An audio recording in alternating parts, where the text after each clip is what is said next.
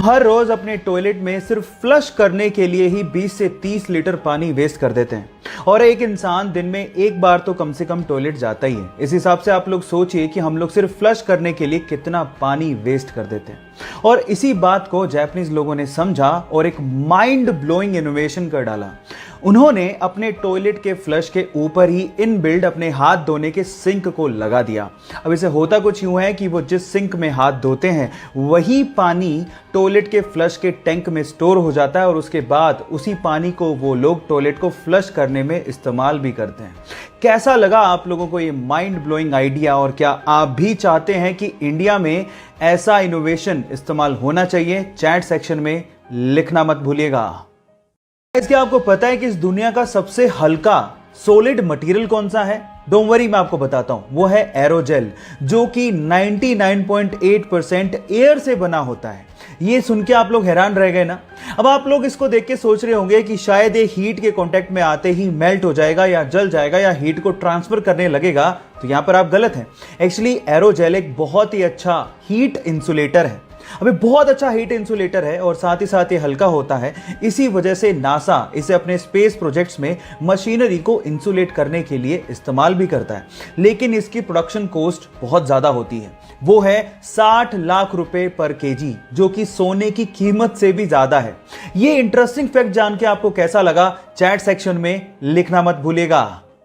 अगर मैं आप लोगों को दो अलग अलग बर्तन में सेम क्वांटिटी में, एक में ठंडा पानी और दूसरे में गर्म पानी भर के दूं और आपसे सवाल पूछूं कि इन दोनों में से पहले बर्फ में कौन कन्वर्ट होगा, तो शायद आप लोग जवाब देंगे ठंडा पानी, क्योंकि गर्म पानी को पहले ठंडे पानी के लेवल तक आना होगा और उसके बाद वो बर्फ में कन्वर्ट होगा, जिसमें समय ज्यादा लगेगा। लेकिन साइंस ऐसा नहीं कहती। साइंस एक्सपेरिमेंट के हिसाब से गर्म पानी ठंडे पानी की तुलना में पहले बर्फ में कन्वर्ट होता है।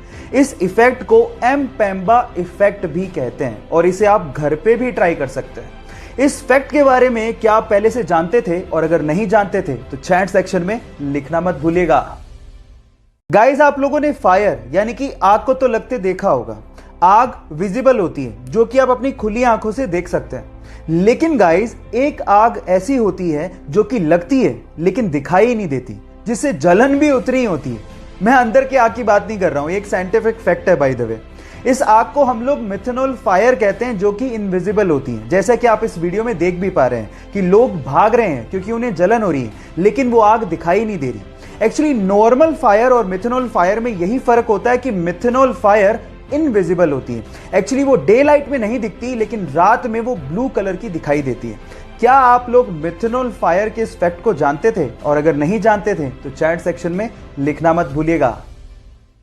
यूके का एक सिटीजन केन विलमन ऐसे ही एक दिन बीच में घूम रहा था। अचानक से उसकी नजर एक पीले बदबूदार पत्थर पे पड़ती है।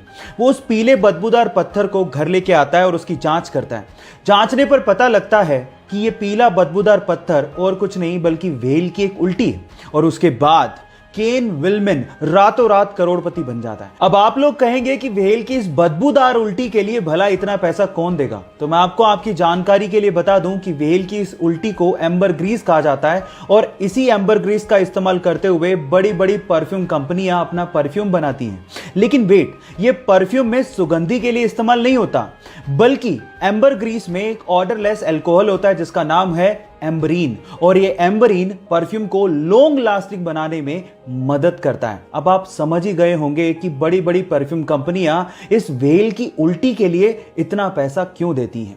ये इंटरेस्टिंग फैक्ट जान के आपको कैसा लगा? चैट सेक्शन में इस पूरी ही दुनिया का सबसे पहला बिलियनर कौन था? क्या आप ये बात जानते हैं? डोंट वरी, मैं आपको बताता हूं। एक मिलियनर उसे कहते हैं जिसके पास $1 मिलियन यानी कि आज के हिसाब से लगभग 7 करोड़ रुपए हों। और एक बिलियनर उसे कहते हैं जिसके पास $1 बिलियन यानी कि लगभग आज के हिसाब से 7,000 करोड़ रुपए हों। और दुनिया का सबसे पहला व्यक्ति जिसने 1 बिलियन वर्थ को सबसे पहले छुआ था, वो था जॉन डी रॉकफेलर, जिन्होंने 1916 में, जी हां आप ठीक सुन रहे हैं, 1916 में $1 बिलियन की वर्थ के आंकड़े को छुआ था। इनफैक्ट बिलियनियर शब्द का इस्तेमाल सबसे पहले उन्हीं को डेडिकेट करने के लिए किया गया था। क्या इसके पहले तक इफेक्ट आप जानते थे? और अगर नहीं जानते थे तो चैट सेक्शन में लिखना मत भूलिएगा।